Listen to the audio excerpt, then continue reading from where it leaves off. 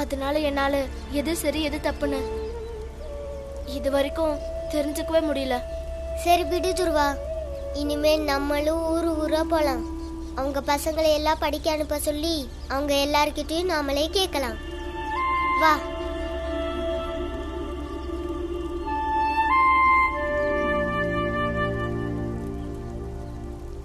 ராம்ஜி, கொஞ்ச நேரம் நீங்களும் வீட்டுக்கு போயிட்டு வாங்க, இங்க நான் பாத்துக்கிறேன். ஆனா ஆசிரியர் ஐயா, நீங்க எதுக்காக பயப்படுறீங்க? இங்கதான் நான் இருக்கேன்ல. சரிங்க ஆசிரியர் ஐயா.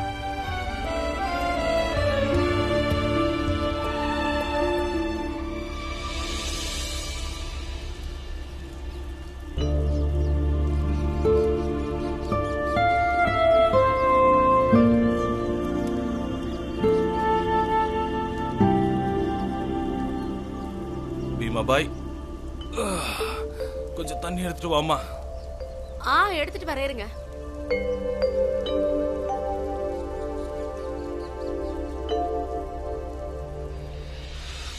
இந்தாங்க.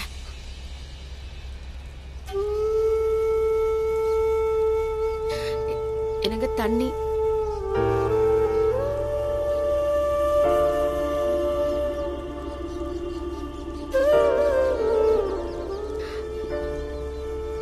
தண்ணி கேட்டீங்க.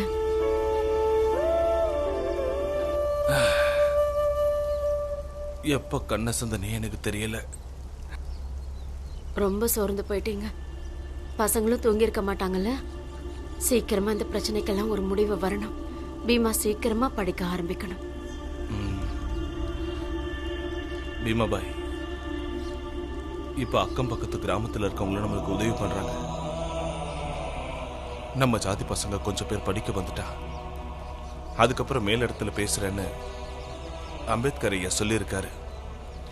அப்படியா? சீக்கிரமே கண்டிப்பா ஒரு விடிவு பிறக்கும்.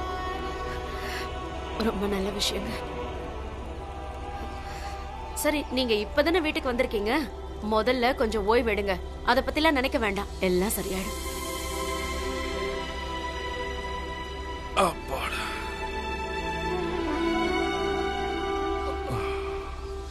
நாமளும் கிராமமா போய் நம்ம ஆளுங்களை பார்த்து பேசுவோம். அவனுங்க ஆளுங்க எல்லா ஊர்லயும் இருக்கானுங்கன்னா நம்ம ஆளுங்களும் எல்லா ஊர்லயும் இருக்காங்க.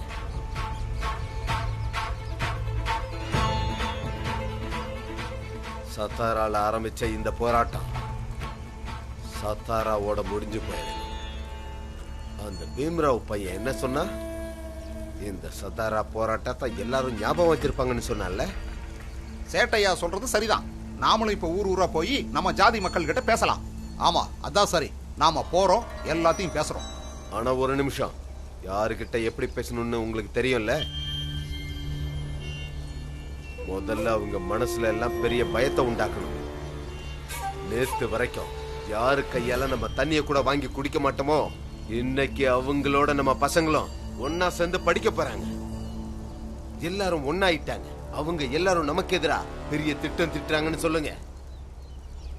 அக்கா, பீமா ஜெயிச்சுக்கிட்டே இருக்கான் தெரியுமா? கல்வியை எதிர்க்கிறவங்க எல்லாம் அழிய போறாங்க. ஆனா நான் இன்னொரு விஷயம் கேள்விப்பட்ட மாதவி. பீமாவுக்கு எதிரா பெரிய ஜாதி ஆளுங்கெல்லாம் ஒன்னா சேர்ந்துட்டாங்க. இந்த போராட்டத்துக்கு அவங்க ஜாதி வண்ணத்தை பூசிட்டாங்க. சேட்டையா புது திட்டத்தை போட்டிருக்காரு. ஒரு பக்கம் நம்ம ஜாதி ஆளுங்களை எல்லாம் ஒண்ணு சேர்த்துட்டு, அதே நேரம் பீமாராவ் பின்னாடியும் 2 பேரை அனுப்பியிருக்காரு. அவங்க அவன் பின்னாடியே தான் இருப்பாங்க. பீமராவ் எங்க தனியா மாட்டினாலும் அவனை அடிச்சு அங்கேயே புதைச்சிருவாங்க. ஜாதி சண்டைன்னு வந்துருச்சுன்னா யாரு யார கொண்டாங்கன்னு யாருக்கு தெரிய போகுது? சரியா சொன்னீங்க மாமா. அந்த பீமராவ் நம்ம ஆளுங்களே மிரட்ட ஆரம்பிச்சிட்டான்னு கேள்விப்பட்டேன். அவன் கதை முடிஞ்சாதான் நம்ம எல்லாருக்கும் நிம்மதி. சரி, பீமராவ் எந்த பக்கம் போனான்னு உங்களுக்கு தெரியுமா? அவன் ஊரோட தெற்கு பக்கம் ஒரு கிணறு இருக்குல்ல, அந்த கிணத்தை ஒட்டி ஒரு வழி போகுதுல்ல, அந்த வழியா தான் போயிருக்கான்.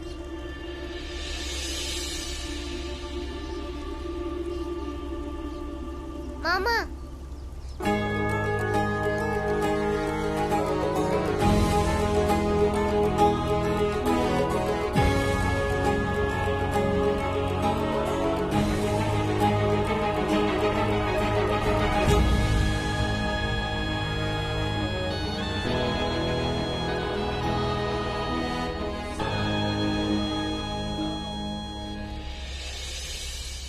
மாதவி, இப்ப நீ அங்கெல்லாம் போக வேண்டாம். நீங்க என்னக்கா இப்படி சொல்றீங்க? என் தம்பிக்கு அங்க ஆபத்து, நீங்க போக கூடாதுன்னு சொல்றீங்க. புரிஞ்சுக்கோ மாதவி, நம்ம ஜாதிக்காரங்க யாராவது பாத்துட்டா அப்புறம் அது உனக்கு தான் பெரிய ஆபத்தா ஆயிடும். என்ன நடந்தாலும் பரவாயில்ல, இப்ப என் தம்பியை காப்பாத்துறது தான் எனக்கு முக்கியம். நீ என்ன சொல்ற? அப்படி செஞ்சா உன் கூட சேர்ந்து நானும் மாட்டிப்பேன். இனி நம்ம என்ன செஞ்சாலும் திட்டம் போட்டுதான் செய்யணும்.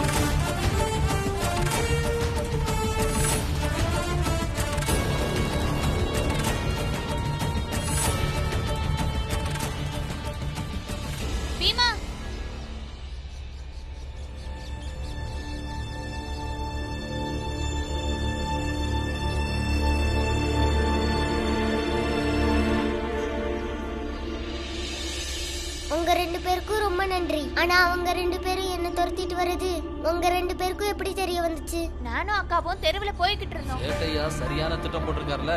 பீமாராவ் பின்னாடி 2 பேரும் அனுப்பி வச்சிருக்காரு. அவனுங்க தயாரா இருப்பானுங்க. பீமராவ் எங்க தனியா மாட்டினாலும் அவனை அங்கேயே அடிச்சு புதைச்சிடுவானுங்க.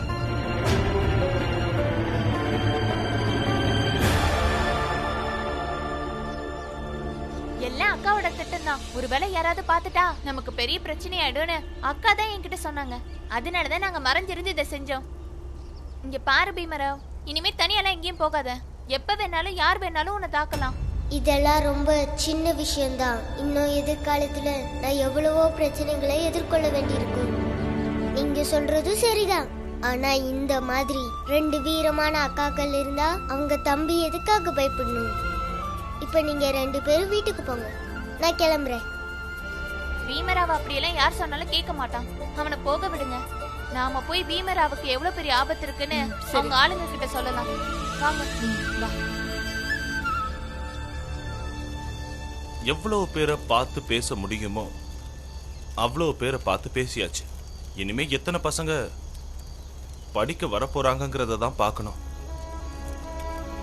நம்ம வெற்றிக்கு தேவையான மாணவர்கள் கண்டிப்பா இங்க வருவாங்கன்னு என் மனசுக்கு தோணுது ராஜ்.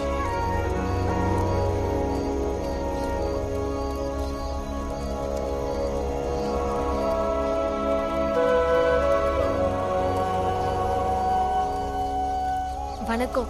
நாங்க பக்கத்து கிராமத்துல இருந்து வந்திருக்கோம். ஏதோ பீம்ராவுக்கு படிக்கிறதுக்கு உதவி பண்ணணுமா? அப்படிதான் எங்க அப்பா அம்மா எங்க கிட்ட சொல்லி இங்க அனுப்பி வச்சிருக்காங்க. நான் தான் பீமராவ். எனக்கு தான் உங்க எல்லாரோட உதவி தேவை. ஆனா நீங்க எல்லாரும் எனக்கு உதவி பண்றதுக்காக மட்டும் என் கூட இருக்க வேண்டாம். நீங்களும் படிக்கணும், படிச்சு பெரிய ஆளா வரணும். எங்க அப்பா என்கிட்ட அடிக்கடி கல்வினால மட்டும்தான் நம்ம சமூகத்துல பெரிய மாற்றம் வரும்னு சொல்லுவாரு. அப்படி மாறின சமூகம் தான் ஒரு நாட்டவே மாற்ற முடியும். நம்ம எல்லாரும் எப்ப படிக்கிறோமோ அப்பதான் இந்த சமூகமும் இந்த நாடும் முன்னேறும். கண்டிப்பா படிப்போம், நல்லா படிப்போம். சரி, இது போதும். நான் காலையிலேயே ஆங்கிலேய அதிகாரிகளை பார்க்கிறேன். கண்டிப்பா ஒரு வழி பிறக்கும். ஆமா பீம், உன்னுடைய வெற்றி நிச்சயமாயிடுச்சு. இல்ல துர்வா, இது என்னோட வெற்றி மட்டும் இல்ல, இந்த சமூகத்தோட வெற்றி. இது உண்மையோட வெற்றி.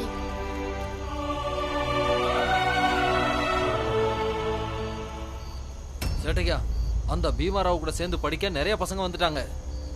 அந்த அம்பேத்கர் ஐயா நாளைக்கு காலையில வெள்ளக்கார துரைங்களை பார்த்து பேச போறாராம். இனி என்ன பண்றது?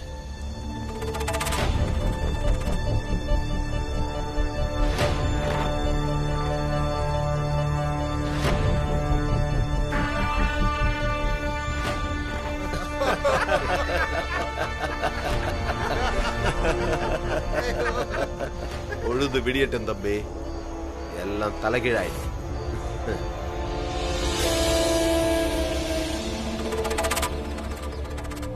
வாங்க வாங்க, சொல்லு சொல்லு. கேளுங்க கேளுங்க, எல்லாரும் கவனமா கேளுங்க. அக்கம் பக்கத்து கிராமத்துல இருக்கிற உயர் ஜாதி ஆளுங்கெல்லாம் புது முடிவை எடுத்திருக்காங்க. இனி கீழ் ஜாதி மக்களுக்கு எந்த வேலையும் கொடுக்க மாட்டாங்களாம். மீறி யாராவது கொடுத்தா அவங்களையும் ஜாதியை விட்டு வெளியே அனுப்பிடுவாங்களாம்.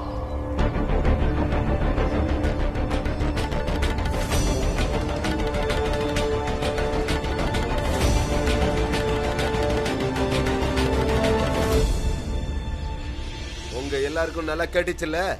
இல்ல திரும்ப சொல்ல சொல்லவா? ஐயோ, எங்களை வேலையை விட்டு தூக்கிட்டாங்கன்னா நாங்க சாப்பாட்டுக்கு என்ன பண்றது? நாம எல்லாரும் பசியிலேயே செத்துருவோமே. அன்பா சொன்னோம், சாப்பாடும் போட்டோம், பயமுறுத்தியும் பார்த்தோம், எடுத்து சொல்லி பார்த்தோம். ஆனா நீங்க யாரும் புரிஞ்சுக்கல. இனி நாங்க என்ன பண்றது? எங்களுக்கு இதை தவிர வேற வழியே இல்லை. ஆனா எதுக்கே கவலைப்படுறீங்க? உங்க பசங்கள்லாம் பள்ளிக்கூடத்துக்கு போக போறாங்க, படிச்சு கிழிச்சு பெரிய வக்கீலாக போறாங்க. அவங்க வக்கீலானதும் நிறைய சம்பாதிப்பாங்கல்ல, அப்ப சாப்பிட்டுக்குங்க. அப்புறம் நான் உன்னை கேள்விப்பட்டனே, அந்த அம்பேத்கர் ஐயா வெள்ளக்கார ஆபீசர்லாம் கூப்பிட போயிருக்காராமே. நல்லதுதான். அந்த வெள்ளக்கார ஆபீசர்லாம் இங்க வரும்போது நீங்க அவங்க கிட்ட என்ன சொல்லுவீங்க? நாங்க இந்த பள்ளிக்கூடத்து வாசல்ல செத்தாலும் சாவோம், ஆனா எங்க பசங்க எல்லாம் கண்டிப்பா படிப்பாங்க. ஆமா, அதத்தான் நாங்க சொல்ல போறோம். எப்போ பிரச்சனை பட்டினியா படிப்பான்னு வந்தப்ப அப்பவே இந்த பிரச்சனை எங்க சுய கௌரவ பிரச்சனையா ஆயிடுச்சு. நாங்க இங்கதான் இருப்போம். எங்களுக்கு யாரும் வேலை கொடுத்தாலும் சரி, கொடுக்கலனாலும் சரி. எங்களுக்கு யாருமே வேலை கொடுக்கலனா நாங்க பசியால செத்து போறோம். ஆனா எடுத்த முடியல வந்து நாங்க பின்வாங்க மாட்டோம்.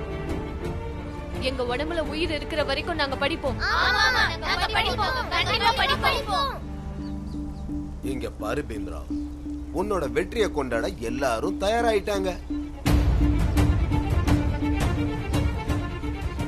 இப்பவே வெள்ளக்கார ஆபீசர் வருவாரு. அதுக்கப்புறம் உங்க எல்லாரையும் பள்ளிக்கூடத்துல படிக்க அனுப்பிடுவாங்க. ஆனா ஒரு விஷயத்த மறந்துடாத, நாங்க இவங்களுக்கு வேலை கொடுக்க மாட்டோம். உன்னோட கல்விக்கான வேலைய இவங்க எல்லாரும் கொடுப்பாங்க.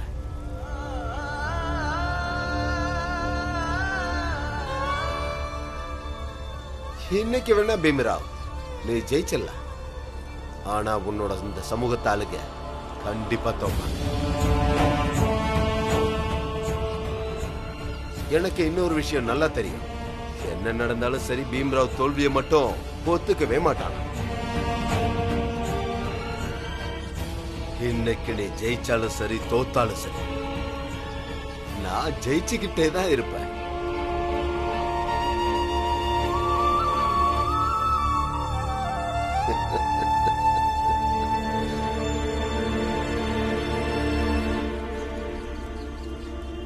வாங்க ஆபீசர் சார், இங்க பாருங்க. இந்த பள்ளிக்கூடத்துல கீழ் ஜாதி பசங்களை படிக்க விட மாட்டேங்கிறாங்க. இந்த பிரச்சனைக்கு நீங்க தான் ஒரு முடிவு சொல்லணும். சொல்லுங்க ஐயா, பசங்க எங்க போவாங்க, எங்க படிப்பாங்க? இந்த பாருங்க துரை, நாங்க சொல்ல வர்றது ஒண்ணுதான். இந்த கீழ் ஜாதி பசங்க எங்க பசங்க கூட படிக்க கூடாது. அதனால எங்க சமூகத்துல நிறைய பிரச்சனை வரும். அப்புறம் ஜாதிகளுக்குள்ள வித்தியாசம் இல்லாம போயிடுமே. அப்புறம் தொழில் முறையில அந்த காலத்துல இருந்தே பிரிச்சு வச்ச ஜாதி எல்லாம் அர்த்தம் இல்லாம போயிடுமே. அப்புறம் அதோட விளைவா சமூக அமைப்பே சிதறி போயிடும். அதோட பின் விளைவுகள் சமூகத்துல பெரிய பாதிப்பை ஏற்படுத்தும். இந்த சமூகம் நல்லா இருக்கணும்னா இந்த வெள்ளக்கார அரசாங்கம் கண்டிப்பா எங்க பேச்ச கேட்டே ஆகணும்னு நான் சொல்லுவேன். இதெல்லாம் சமூகத்தோட உள் விவகாரங்கள், இதுல யாரும் தலையிடக்கூடாது.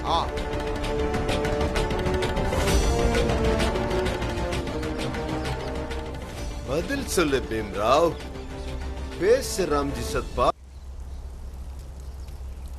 இங்க பாருங்க துரை, இவங்க எல்லாரும் சேர்ந்து என் பையன் மேல இருக்கிற தனிப்பட்ட விரோதத்தினால என் பையனை பள்ளிக்கூடத்தை விட்டு அனுப்பிட்டாங்க.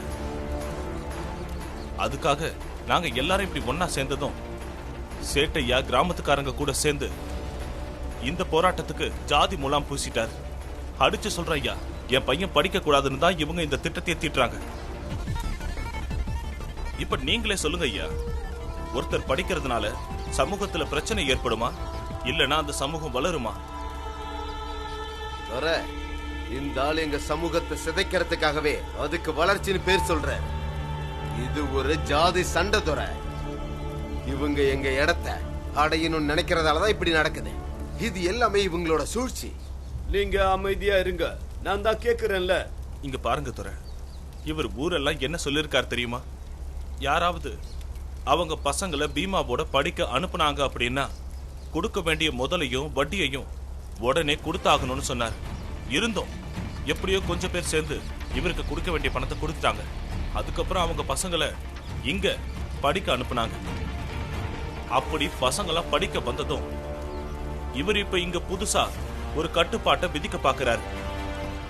நாங்க எல்லாரும் இவங்களுடைய வயல்கள்லயும் இவங்க வீடுகள்லயும் வேலை செஞ்சு பசி ஆத்துறோம். நாங்க ஏன் எங்களுடைய பசங்களை படிக்க வைக்க கூடாது? அதனால இந்த சமூகத்துக்கு என்ன பிரச்சனை வந்துடும் சொல்லுங்க ஐயா.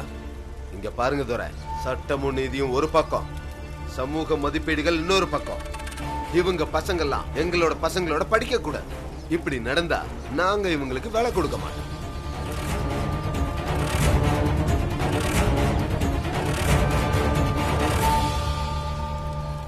படிக்கிற விஷயத்த வேணா நீங்க உரிமை சட்டம்னு சொல்லலாம். ஆனா யாருக்கு வேலை கொடுக்கணும் கொடுக்க கூடாதுன்றத நாங்க தானே முடிவு பண்ணணும். ஐயா, இத பாருங்க, இந்த மாதிரி திட்டம் எல்லாம் போட்டு இவங்க படிப்பை இவங்க கெடுக்க பாக்குறாங்க. அவங்க சொல்ல வர்றது ஒண்ணுதான், ஒண்ணு படிக்காதீங்க, படிச்சா பட்டினி கிடங்க. மிஸ்டர் அம்பேத்கர், வேலை கொடுக்கறதும் கொடுக்காததும் அவங்க அவங்க இஷ்டம். அவங்க விருப்பத்துல நாங்க தலையிட முடியாது. அவங்க வீட்டுல அவங்க வயல்ல யாரு வேலை செய்யறதுன்னு அவங்க தான் முடிவெடுப்பாங்க. விருப்பப்படி முடிவெடுக்கவா? இப்பெல்லாம் நீங்களே இவங்க விருப்பப்படி தானே நடக்கிறீங்க. ஏன்னா இப்போ உங்களோட படையில எங்க ஜாதி ஆளுங்களுக்கெல்லாம் இடம் இல்லைன்னு சொல்லிட்டீங்கல்ல. ஏன் பதில் சொல்ல முடியுமா? ஏன்னா இப்ப இவங்க அரசர்கள் கிட்ட இவங்களுக்கு எந்த வேலையும் இல்ல. அதனால ஆங்கிலேய படையில சேர தயாராயிட்டாங்க. ஆனா ஒரே ஒரு நிபந்தனை போட்டாங்க, நாங்க இவங்க கையால தண்ணி கூட வாங்கி குடிக்க மாட்டோம், இவங்க கூட எப்படி கை கோத்து வேலை செய்ய முடியும்னு கேட்டாங்க. நீங்களும் சந்தோஷமாயிட்டீங்க, வெள்ளைக்கார படையில பெரிய ஆளுங்க வந்துட்டாங்கன்னு. அப்புறம் எங்க தேவைதான் உங்களுக்கு இல்லையே. ஆனா துரை, நீங்க ஒரு விஷயத்தை மட்டும் மறந்துட்டீங்க. ஆங்கிலேய படை இங்க வந்தப்போ அவங்களுக்கு எல்லா விதத்திலையும் உதவியா இருந்தது எங்களை மாதிரி ஆளுங்க தான். இப்ப எங்க பசங்க படிப்புனதும் நீங்க இவங்களுக்கு ஆதரவா இருக்கீங்களா? ஐயா, நீங்க கண்ணை மூடிக்கிட்டு இவங்க சொல்றத அப்படியே கேக்குறீங்க. இந்த சமூகத்துடைய பெரும் பகுதி மக்கள் இன்னைக்கு இவங்களால கல்வி இல்லாம வஞ்சிக்கப்பட்டிருக்காங்க, ஞானம் இல்லாம தவிக்கிறாங்க, மரியாதை இல்லாம கஷ்டப்படுறாங்க, உரிமை இழந்து தவிக்கிறாங்க. ஆனா நீங்க இவங்களுக்கு ஆதரவா இருக்கீங்க. வாய மூடு.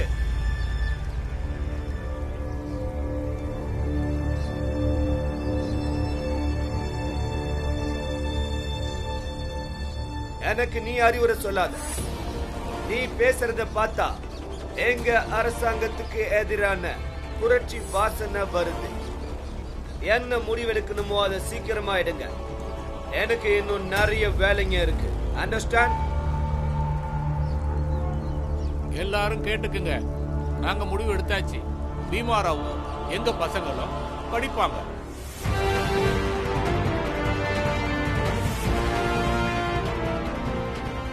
நீங்க எங்களுக்கு வேலை கொடுத்தாலும் சரி இல்லைனாலும் சரி,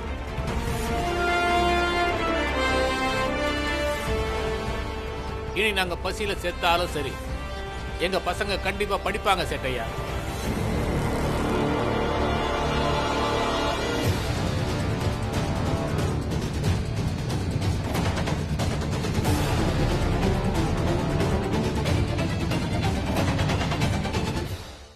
இனி நாங்க பசியில செத்தாலும் சரி எங்க பசங்க கண்டிப்பா படிப்பாங்க சேட்டையா.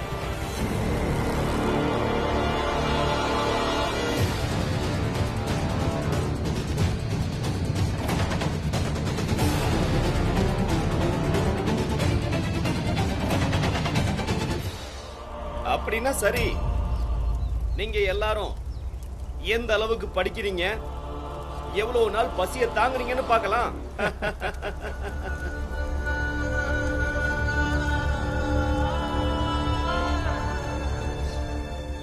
இப்ப நம்ம என்ன பண்றதுப்பா? கேளு கேளு, உங்க அப்பா என்னத்த சொல்லுவான்? இந்த ஆளால எப்படி பசிய போக்க முடியும்? இவருதான் படிப்புக்காக போராடுறாரே. இங்க பாருங்க இன்ஸ்பெக்டர் சார், நிலைமைய புரிஞ்சுக்கோங்க.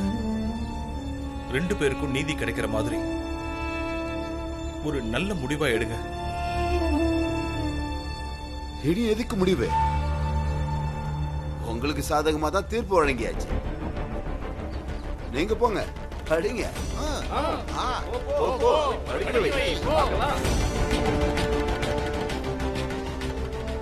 அம்மா அம்மா, என்னாச்சு? பீமா ஜெயிச்சிட்டானா? என்னாச்சுன்னு ஒழுங்கா சொல்லு. நம்ம எல்லாரும் மாட்டிக்கிட்டோமா? மாட்டிக்கிட்டோமா? என்னாச்சு? எல்லா பிரச்சனையும் இன்னைக்கு முடிஞ்சிடும் தானே நினைச்சோம். ஆமா, சேட்டையாவும் அந்த கடைக்காரரும் பீமாவை சிக்க வச்சுட்டாங்க. அவனுக்காக பள்ளிக்கூட கதவை திறந்துட்டாங்க. இருந்தும் அவன் என்ன செய்யறதுன்னு தெரியாம முடிச்சிட்டு இருக்கான். வா போலாம். படிப்பா வேலையா முடிவெடுங்க.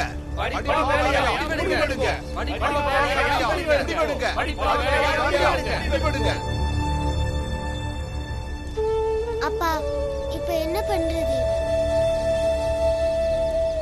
இப்ப என்ன பண்றது ஐயா? இங்க பாராமஜி, எதுவும் யோசிக்காதீங்க. சில நேரத்துல நிகழ்காலம் எதிர்காலத்துல பயமுறுத்துற மாதிரி தெரியும். ஆனா பயப்படுற அளவுக்கு எதுவுமே நடக்காது. இன்னைக்கு இருக்கிற சூழ்நிலையை வச்சு எந்த முடிவையும் எடுக்காதீங்க. இவங்களுக்கு இன்னைக்கு இல்லைனாலும் நாளைக்கு வேலை கிடைக்கும்.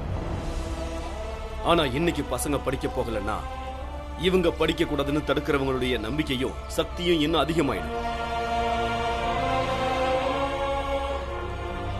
இப்ப நாம இவ்வளவு கஷ்டப்பட்டு திறந்த இந்த கதவு இப்ப மூடிட்டா அதுக்கப்புறம் திறக்கிறது ரொம்ப ரொம்ப கஷ்டம்.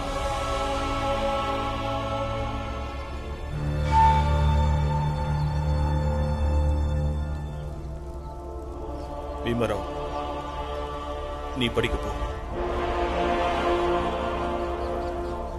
ஆமா பீமா, நீ படிக்க போ. பீமா, படிக்க போ.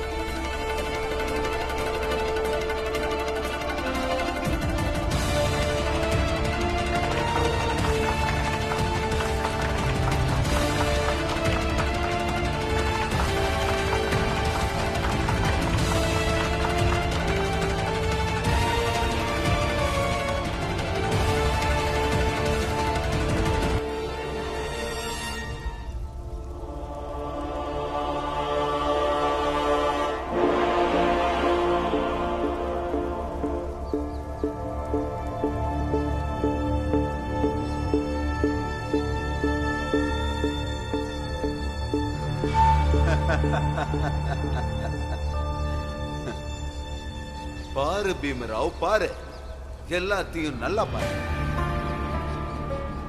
நீ படிக்கணும்ன்ற ஒரே காரணத்துக்காக இவங்க எல்லாரையும் கொன்னுட்ட. இவங்களோட குடும்பத்துல இருக்கிறவங்களையும் சேர்த்து கொன்னுட்ட. படிக்கணும் படிக்கணும்ன்ற வெறி உன்னோட கண்ணை மறைச்சிருச்சு.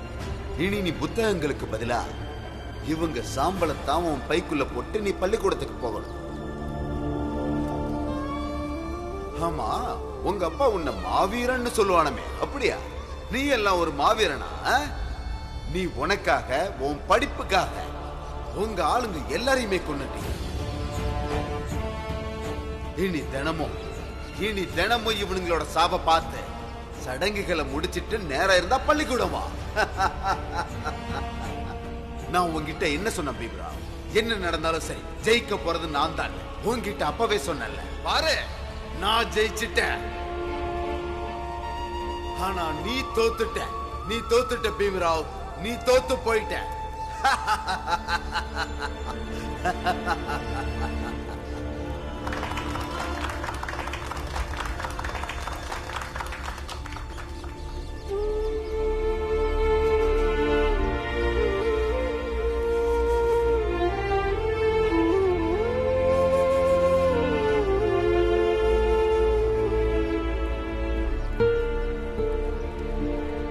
ஒரு நிபந்தனையோட எங்களை படிக்க அனுமதிச்சாங்க.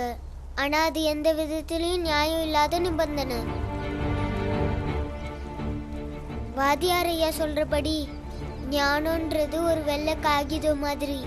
அதுல நாம எப்பவுமே நல்ல விஷயங்களை தான் எழுதணும். ஆபீசர் சார், எங்க பிரச்சனை என்னன்னு உங்களுக்கு தெரியவே தெரியாது. அது ஏன் தெரியுமா?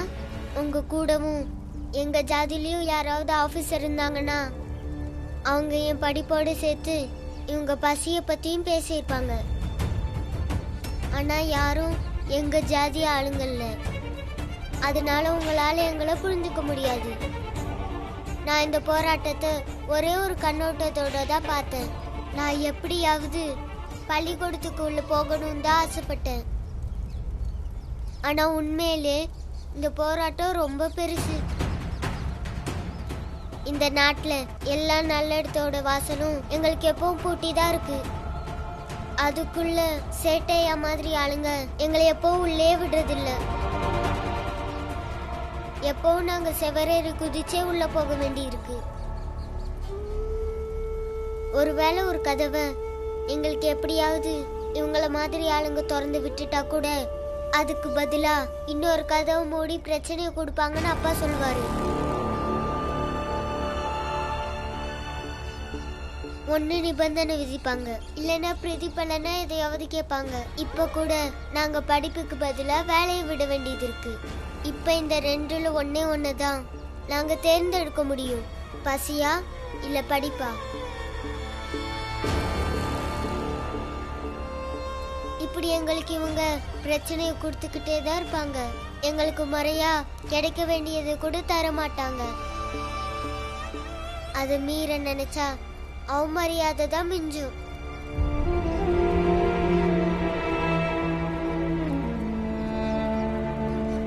ஒவ்வொரு இடத்துலயும் எங்களுக்கு நியாயமா கிடைக்க வேண்டிய உரிமை கிடைச்சாகணும்.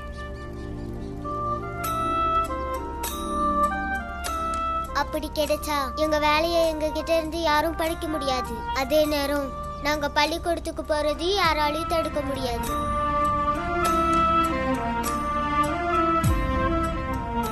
மீறி பிரச்சனை வந்து ஒரு வேளை தீர்ப்பு சொல்ல யாராவது வந்தாலும் பாதி பிரச்சனையை கேட்க மாட்டாங்க. மாறா எங்களுக்கு எல்லா இடத்துலயும் உண்மையான தீர்வு கிடைக்கும். அதுக்காக நீங்க புது சட்டத்தையே உருவாக்கி ஆகணும். இந்த நாட்டோட சட்டத்துல எங்களுக்கும் சம பங்கு இருக்கணும். அப்பதான் இந்த சமூகம் எங்களை மதிக்கும். நீ சொன்ன நாங்க எல்லாம் கேட்டுருவோமா? உங்களுக்கு இடத்த கொடுத்துட்டு நாங்க கிளம்பிடுவோமா? சட்டம்னு வந்துட்டா நீங்க பயந்து பணிஞ்சுதான் ஆகணும். எங்களுக்கு உரிமையான பங்கு எங்களுக்கு முறையா கிடைச்சிட்டா அப்புறம் நம்ம எல்லாரும் சரிசமமா ஆயிடுவோம். ஏய் சின்ன பையா, உன்னோட வார்த்தைகளை கொஞ்சம் அளந்து பேசு.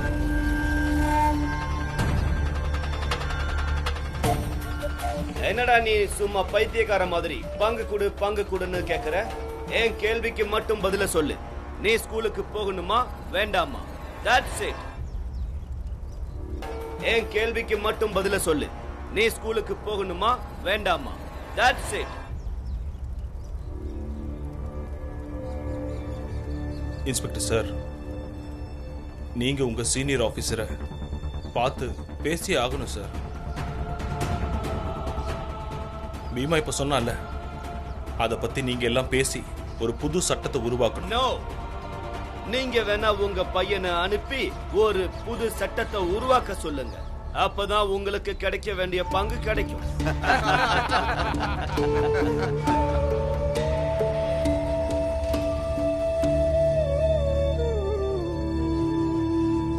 நீங்க சொல்ற மாதிரி அதுக்கான வாய்ப்பு எங்களுக்கு கிடைச்சாங்கணும்.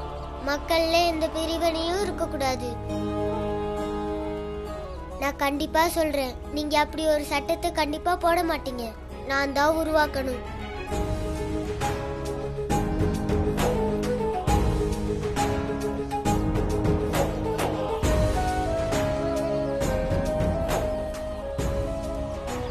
எனக்கு தெரியும் சார். அதை நான் உருவாக்குறதுக்கு நான் நிறைய படிக்கணும். என் தகுதியை உயர்த்திக்கணும். இந்த பள்ளிக்கூடத்துல மட்டும்தான் கத்து தராங்களா என்ன? இன்னைக்கு இந்த பள்ளிக்கூடத்துக்குள்ள என்னால போக முடியலனா அதை வாழ்க்கை முழுக்க நான் ஞாபகம் வச்சுப்பேன். எனக்கான ஒரு கதவை நிரந்தரமா மூடிட்டாங்கன்னு நான் ஞாபகம் வச்சுப்பேன்.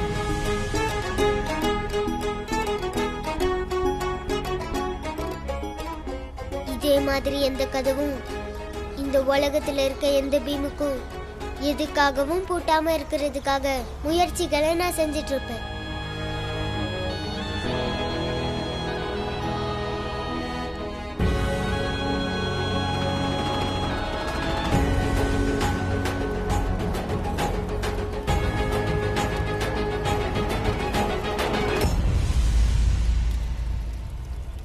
நாங்க இதை அணைக்க போறதில்ல. அதுக்கு பதிலா நாங்க எல்லாரும் ஆளுக்கு ஒரு தீப்பந்தத்தை இன்னைக்கு எடுத்துக்கிட்டு போக போறோம். இன்னைக்கு ஒரு உறுதியோட எங்க கூடவே இத வீட்டுக்கு கொண்டு போறோம்.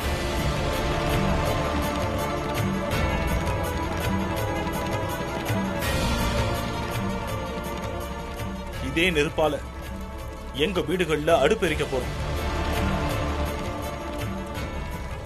அப்பதான் இந்த நம்பிக்கைங்கிற நெருப்பு எங்க எல்லாருக்குள்ளயும் சுய நம்பிக்கைங்கிற ஒளியா நாங்க சாப்பிடுற சாப்பாட்டுல கலந்து எங்க உடம்புக்குள்ளேயும் கலக்கும்.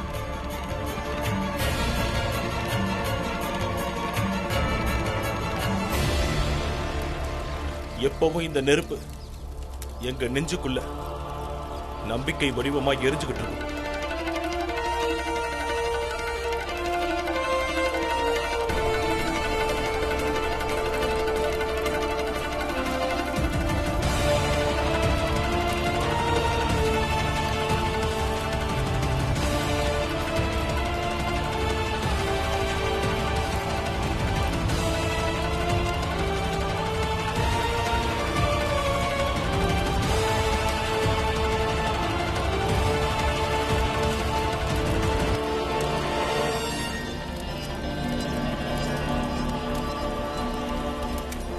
சேட்டையா, இன்னைக்கு நீங்க ஜெயிச்சிருக்கலாம். ஆனா தோத்தது யாருன்னு உங்களை நீங்களே கேட்டு பாருங்க.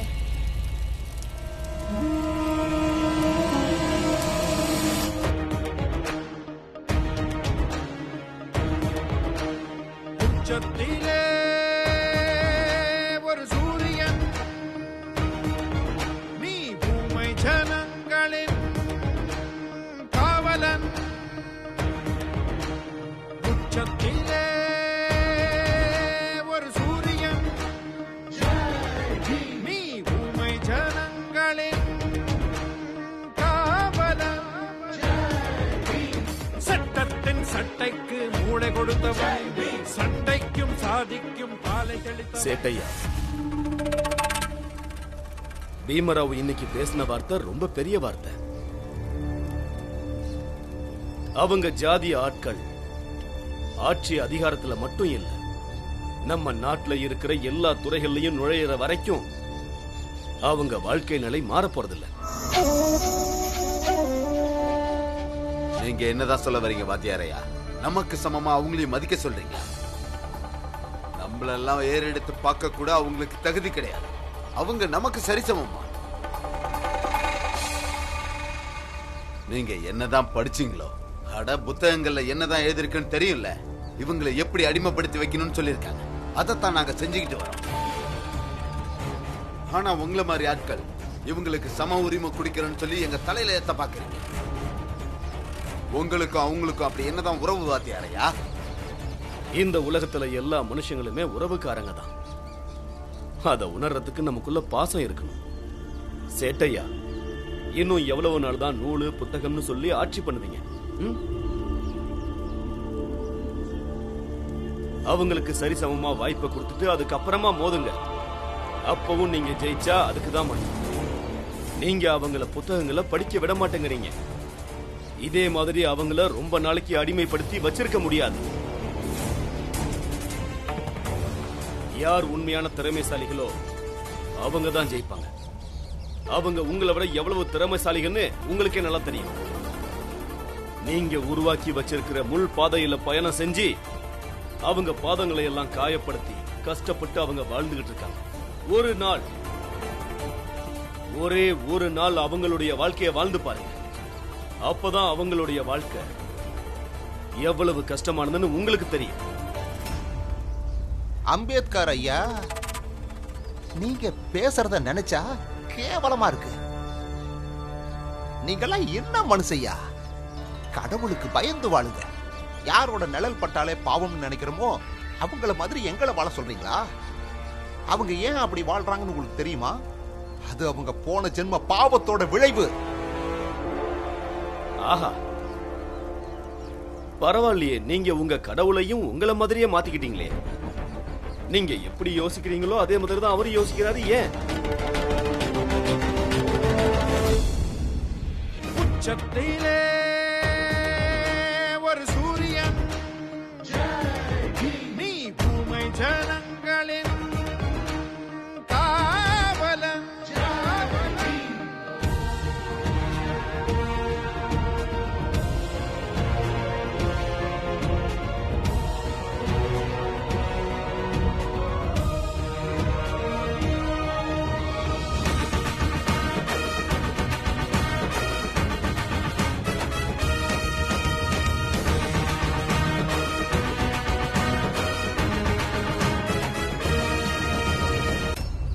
உண்மை என்ன தெரியுமா? கடவுள் எல்லா மனுஷங்களையும் மனுஷங்களா தான் படைச்சிருக்காரு. உயர்ந்த ஜாதி, தாழ்ந்த ஜாதி இதெல்லாம் உங்க சமூகம் தான் உருவாக்கிச்சு. ஒன்ன மட்டும் புரிஞ்சுக்கங்க சேட்டையா, இந்த ஜாதிங்கிற வட்டத்தை விட்டு நீங்க வெளியே வர முயற்சி பண்ணலன்னா கண்டிப்பா அவங்க எவ்வளவு கஷ்டப்பட்டாவது உயரத்துக்கு வந்துருவாங்க. நீங்க எவ்வளவுதான் அவங்கள தள்ள முயற்சி பண்ணாலும் அவங்க திரும்பவும் மேல வருவாங்க. உங்களை தள்ளிட்டு உங்க இடத்துக்கு அவங்க வருவாங்க.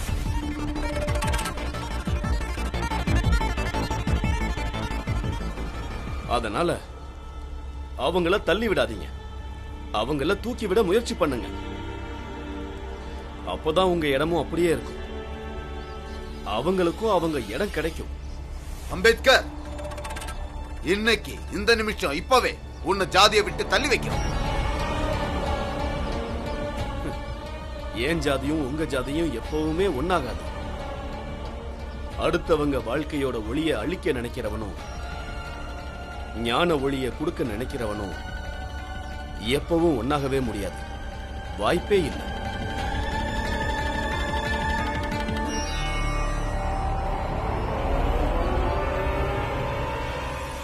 மங்கேஷ், இந்த வாத்தியம் இப்படிலாம் சொன்னா கேட்க மாட்டான்.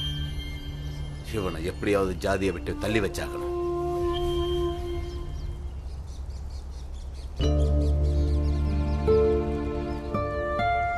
தண்ணி எடுத்துக்கோ.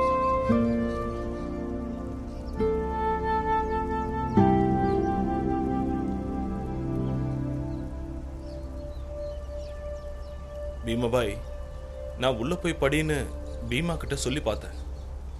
ஆனா இவன் தான் பள்ளிக்கூடத்துக்குள்ள போகவே இல்லை. பீமா அவங்க அப்பா பேச்சு கூட கேட்கல. ஆனா இன்னைக்கு நான் அதை பத்தி வருத்தப்படவே இல்லை, துளி கூட இல்லை. என் பையன் பள்ளிக்கூடத்துக்குள்ள போகலன்னு நான் உண்மையிலேயே சந்தோஷம் தான் பட்டேன். இன்னைக்கு நான் இன்னொரு விஷயத்தையும் கத்துக்கிட்டேன். எல்லா போட்டியோட முடிவும் வெற்றி தோல்வின்னு இருக்காது. சில நேரங்கள்ல சில போராட்டங்கள்ல நமக்கு வெற்றியோ தோல்வியோ கிடைக்காது, பெரிய அனுபவம் கிடைக்கும்.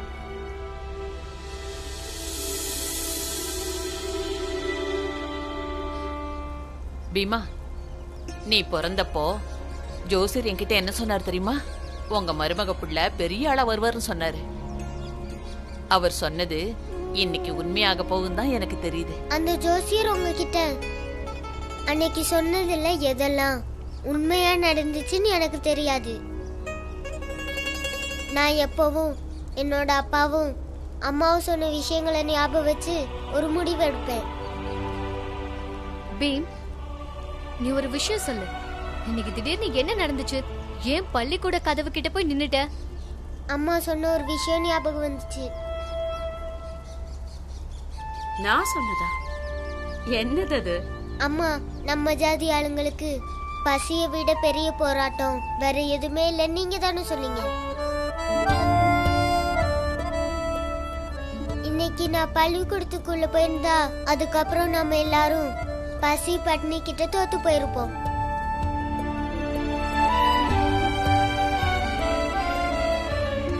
அதுக்கப்புறம் நான் எல்லாரையும் எப்படி பாப்பேன்? அதுக்கப்புறம் எங்க அம்மா நான் சொன்ன ஒரு சின்ன விஷயத்த கூட பையன் புரிஞ்சுக்கலன்னு நினைப்பாங்க.